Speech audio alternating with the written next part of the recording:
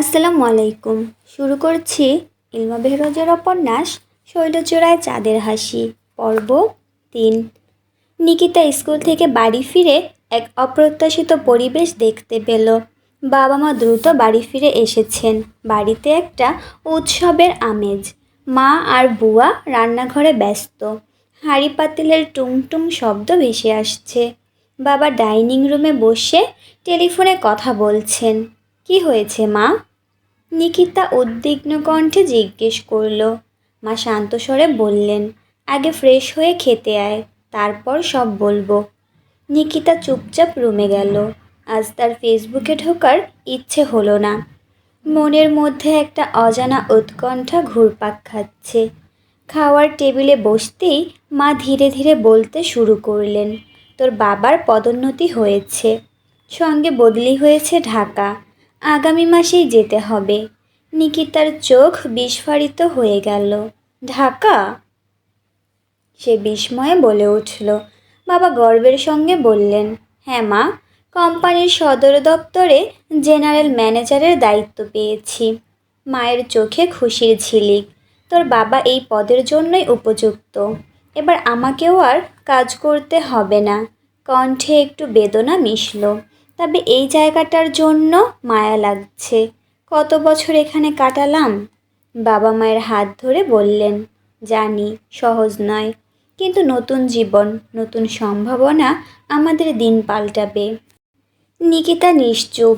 তার চোখের তারায় ভাসছে সিলেটের সবুজ প্রকৃতি, পাহাড়ের ঢালে সারি সারি চা গাছ, দূরে নীল আকাশের কোলে মেঘের ভেলা। এই শহরটা তার কাছে শুধু একটা জায়গা নয়, এটা তার স্মৃতি, তার শৈশব, তার কৈশোর। নিকিতার চোখে জল এসে গেল। নিকিতা ভাবছে, এই শহরের প্রতিটি রাস্তা, প্রতিটি মোড় আমার মুখস্থ। সকালে স্কুলে যাওয়ার পথে লাল দিঘির পাশে যে ফুচকাওয়ালা বসে সে আমাকে চিনে। বিকেলে পার্কে হাঁটতে গেলে যে মানিসওয়ালা গান গায় সেও আমাকে চেনে। এই শহর আমাকে চেনে। আমি কিভাবে এসব ছেড়ে যাব? বিশেষ করে রাইয়ানকে, ওকে না দেখে কিভাবে বাঁচব? মায়ের উচ্ছ্বসিত কণ্ঠ। কোম্পানির এমডি নাকি বলেছে নাদিমকে কানাডা পাঠানোর সব ব্যবস্থা করে দেবে। মা, আমি যাব না ঢাকা। নিকিতা দৃঢ়কণ্ঠে বলল, আমি এখানেই থাকব।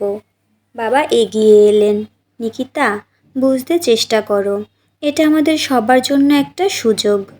নিকিতা মাথা নাড়ল। না বাবা, আমি পারবো না।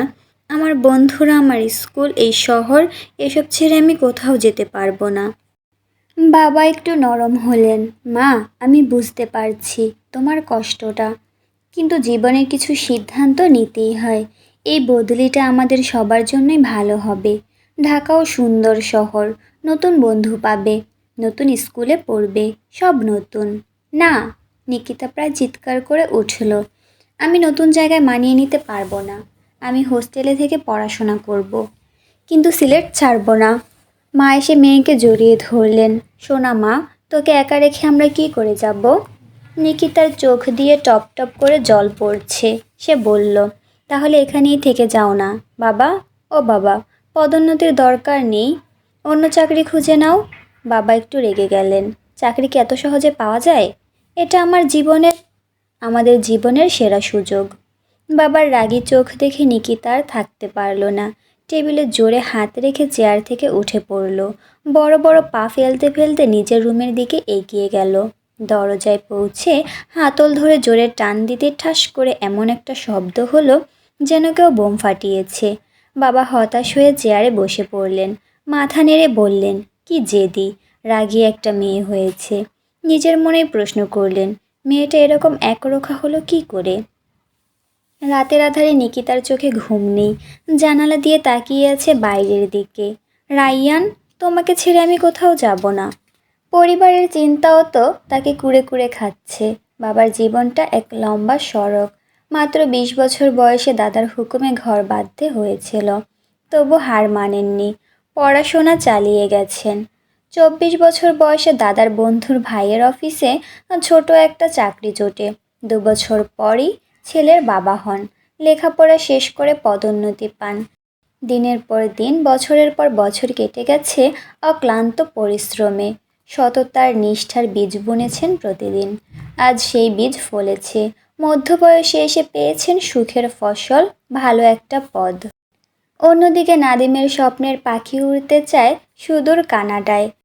গত বছর এইচএসসি দেওয়ার পর থেকেই সে মন প্রাণ ঢেলে দিয়েছে ওই দেশে পড়াশোনার স্বপ্ন দেখতে।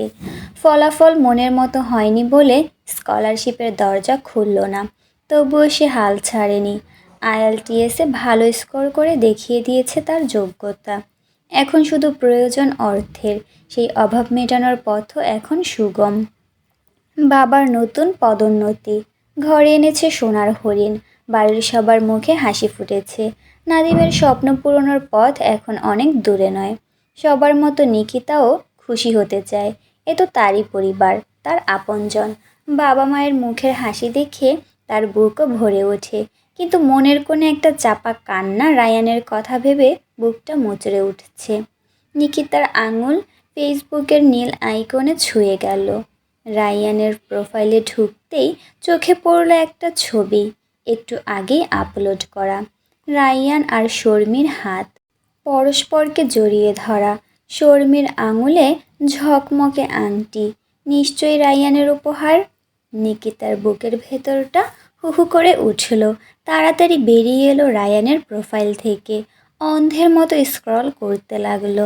নিকিতা ফোনের স্ক্রিনে আঙুল বোলাচ্ছিল অন্যমনস্কভাবে। রায়ান আর শর্মির ছবিটা দেখার পর থেকে মনটা শূন্য হয়ে গেছে। চোখের কোণে জমে থাকা জলে মোবাইলের স্ক্রিন ঝাপসা দেখাচ্ছিল। হঠাৎ করে ইন্টারনেটে স্পিড কমে গেল। রাগে ফোনটা ছুঁড়ে ফেলতে যাচ্ছিল বিছানায়। সেই মুহূর্তে একটা নোটিফিকেশন এলো। আপনার ডেটা প্যাক শেষ হতে চলেছে। বিনামূল্যে পাচ্ছেন 1 জিবি ডেটা, শুধু আজ রাতে। অন্যদিন হলে এই মেসেজ স্প্যাম ফোল্ডারে চলে যেত। আজ কি যেন ভেবে ক্লিক করলো সে। স্ক্রিনে দেখা গেল একটা ওয়েবসাইট। লোড হতে হতে পেজটা হঠাৎ রিফ্রেশ হয়ে গেল। আর তখনই চোখে পড়ল একটা ফেসবুক পোস্ট। স্ক্রিনের নীল আলোয় নিকিতার চোখ আটকে গেল প্রথম লাইনেই। জীবনের পথ চলায় প্রতিটি মানুষই কখনো না কখনো হারিয়ে ফেলে নিজেকে। নিকিতা আগ্রহ নিয়ে পুরোটা পড়তে শুরু করলো। জীবনের পথ চলায় প্রতিটি মানুষই কখনো না কখনো হারিয়ে ফেলে নিজেকে। যখন একা বসে ভাবি, তখন বুঝতে পারি অযথাই নষ্ট করেছি কত মূল্যবান সময় অন্যের ভালোবাসার আশায়। নিজের হৃদয়ের গভীরে লুকানো অফুরন্ত ভালোবাসাকে উপেক্ষা করে ছুটেছি পরের দ্বারে। এই নির্জন সন্ধ্যায় যখন মনের গভীরে ডুব দিয়ে নিজেকে খুঁজছি, তখন বারবার মনে পড়ছে কালজয়ী কবি ও দার্শনিকদের সেই সব অমর বাণী, যা আমাদের পথ চলার পাথেয় হয়ে ওঠে। তাদের প্রজ্ঞাময় উক্তিগুলো আমার অন্তরের কথাকে প্রতিধ্বনিত করে। কবি জীবনানন্দ দাশ যেমন বলেছিলেন, আমার সব ভালোবাসা তোমার জন্য রইল। সেই মতো নিজের সমস্ত ভালোবাসা উজাড় করে দিয়েছি অন্যের জন্য। ভুলে গিয়েছি নিজেকে। আমাদের মনের গহীনে লুকিয়ে থাকা অমূল্য রত্ন হলো আত্মশ্রদ্ধা ও আত্মবিশ্বাস। রুমি বলেছিলেন, তুমি এই ব্রহ্মাণ্ডে গুপ্তধনের খোঁজ করছো, কিন্তু প্রকৃত গুপ্তধন তো তুমি নিজেই। কিন্তু আমরা সেই সম্পদকে চিনতে পারি না। নিজের মূল্য না বুঝে অন্যের কাছে মূল্যায়নের আশা করি। যারা আমাদের চায় না, তাদের পিছনে ছুটে বৃথাই ক্ষয় করি জীবনের সোনালি মুহূর্তগুলো। পরিবারের সদস্যরা হলো আমাদের জীবনের অমূল্য রত্ন। তাদের ভালোবাসা নিরাপদ আশ্রয়, যেখানে আমরা সব দুঃখ ভুলে থাকতে পারি। সুফি সাধক হাফেজ সিরাজি বলেছিলেন, ভালোবাসা সেখানেই খুঁজে পাবে যেখানে তা নিঃস্বার্থভাবে দেয়া হয়। পিতামাতার অফুরন্ত স্নেহ, ভাই বোনের নিঃশর্ত ভালোবাসা, আত্মীয় স্বজনের আন্তরিক শুভেচ্ছা, এই অমূল্য সম্পদগুলোকে আমরা প্রায়ই উপেক্ষা করি। অথচ তারাই তো আমাদের সবসময় ঘিরে রেখেছে অগাধ ভালোবাসায়। তাদের জন্য উজ্জ্বল হওয়ার মধ্যেই লুকিয়ে আছে আমাদের প্রকৃত শান্তি। শুধু একটু সময় নিয়ে ভালোবাসার রঙে রাঙিয়ে তুলতে হবে নিজেকে। জীবনে নতুন করে শুরু করার সাহস অনেকেরই থাকে না, অথচ প্রকৃতিও প্রতিনিয়ত নিজেকে নতুন করে সাজায়। কালিদাস যেমন বলেছিলেন, পুরাতনং ত্যজ্যতে নৈব ধীরৈং, নবীন মাদীয়তে নৈব মূঢ়ৈং। অর্থাৎ বুদ্ধিমান ব্যক্তি পুরাতনকে সম্পূর্ণ ত্যাগ করেন না, আবার মূর্খ ব্যক্তি নতুনকে গ্রহণ করেন না। তাই পুরনো স্মৃতি থেকে শিক্ষা নিয়ে নতুন করে এগিয়ে যেতে হবে। প্রকৃতির নিয়মেই দেখা যায়, শীতের পরে আসে বসন্ত, অন্ধকারের পরে আসে আলো। খলিল জিবরান বলেছিলেন, যখন শীত আসে বসন্ত দূরে নয়। ঠিক তেমনি যখন জীবনে দুঃখ আসে সুখও বেশি দূরে থাকে না। প্রয়োজন শুধু নিজের ওপর বিশ্বাস রাখা, নিজেকে ভালোবাসা এবং সঠিক সিদ্ধান্ত নেওয়া।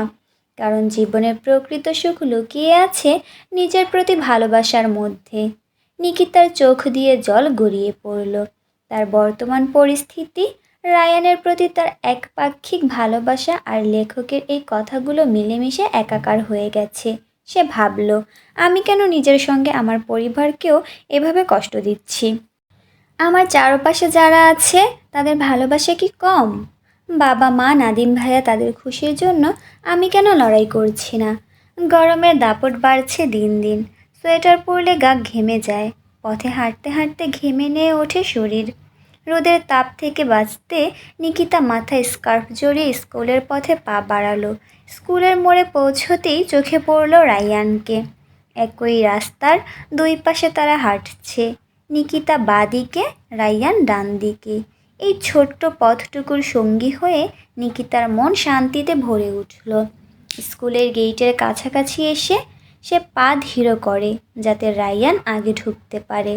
রায়ান স্কুলে ঢুকেই তাকায় তৃতীয় তলার দিকে।